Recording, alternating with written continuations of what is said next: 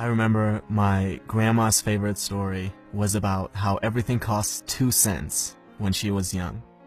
But now, everything constantly got more expensive. And it was all because of the government. These uneducated pigs didn't know how to control prices. And when I was privileged enough to hear the story, her complaining would last for hours and hours. And that's exactly what reactive people do. They always focus on the things that they cannot control.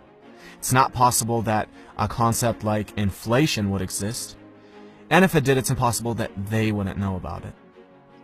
On the other hand, proactive people realize, look, even if my complaining were completely objective, it doesn't help me. So I'm going to focus on what I can control.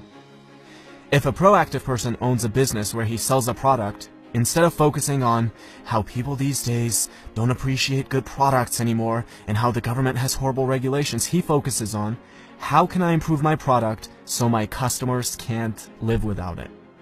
Do you realize how much responsibility, how much dedication, how much hard work comes along with asking that question? And what do you think our effort minimizing brain is going to pick as default? And that is exactly why most people focus on the things that they cannot control rather than focusing on the things that they can. Habit number 1 is be proactive. Now, imagine you're at a funeral, but this one's different from all the funerals you've ever been to. You're standing over the casket and you see yourself. What do you have to say about yourself? This is one of the most powerful questions you could ask. Are you doing the things in your life which are aligned with what you want to be able to say? Do you want to say that you are a good spouse? If that's the case, how does coming home and instantly being negative towards your spouse affect that? Do you want to be remembered as a person who added value to society? If that's the case, are you doing the things that will allow you to say that, or are you scared of failure and choose comfortable mediocrity instead? Almost every one of us will have to readjust how we live when we ask this question. Habit number 2 is begin with the end in mind. Now, if I were to ask you, what are the most important things to you? The most common answers I would get would be either your well-being or your relationships, your family, your spouse, your children. You would never ever say organizing papers or watching TV. But how many of us spend more time organizing papers and watching TV than planning our nutrition and going to the gym or cultivating a healthy family environment? There's a horrible disconnect between what we say and how we actually allocate our time. Habit number 3 is put first things first. Now, imagine you're an author and I'm an author, and we both write interesting books, and we both have access to an audience of about 100,000 people. I read your book and I love it, so I decide to share it with my audience, and as a result, you now have thousands of people buying your book and reading your ideas. You see this and think, who is this guy? Let me take a look at his book. You start reading my book and think I have ideas that are valuable, so you decide to share it with your audience. And as a result, I now have thousands of people buying my book and reading my ideas. Notice how different this is from my creating a little creepy Amazon account, finding your book and leaving a bad review, hoping that this will deter a few people from buying your book, which will in turn somehow get them to buy my book. Habit number 4 is think win-win. Stop thinking of everything as a zero-sum game. For you to win, another person does not have to lose.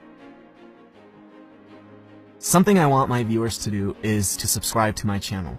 But you will never hear me say, well, I worked really hard, guys. I dedicated so many hours to this. Please subscribe.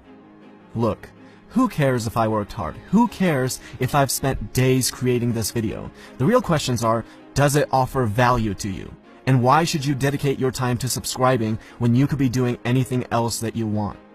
Habit number 5 is something that I try to use every single day with every interaction that I have and with every comment that I reply to, and it is this: seek first to understand, then to be understood. Now, imagine there are 2 people and a tree with 5 apples on it. They're both too short to reach the apples, but if one of them sits on the other's shoulders, he can reach all 5 of the apples. This is called synergy. The whole is greater than the sum of its parts. Now, I'll be the first one to admit that you can't achieve this with everyone, but you should always be looking for opportunities to create synergy. With every synergistic opportunity you create, you can gather many more apples than you otherwise would by yourself. Habit number 6 is synergize. A man has been trying to cut down a tree for hours, and after a while his neighbor can't take it anymore, goes over and says, "You know, if you sharpen the saw, you'll be able to cut it down faster." And the man replies, "But sharpening the saw is going to take time." Now, we might laugh at this story, but we do the same thing all the time. We can't find 30 minutes a day, 4 times a week, to go to the gym. Our health deteriorates to a point where we're physically incapable of being effective. We can't read a book for 15 minutes a day and mentally stimulate ourselves. No, these things take too much time.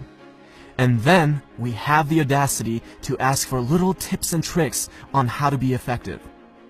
It's like telling your engineer, "Don't worry about the foundation. Where can we get the magic bricks that will float in the air?" Habit number 7 is sharpen the saw. And these are the 7 habits of highly effective people by Stephen Covey.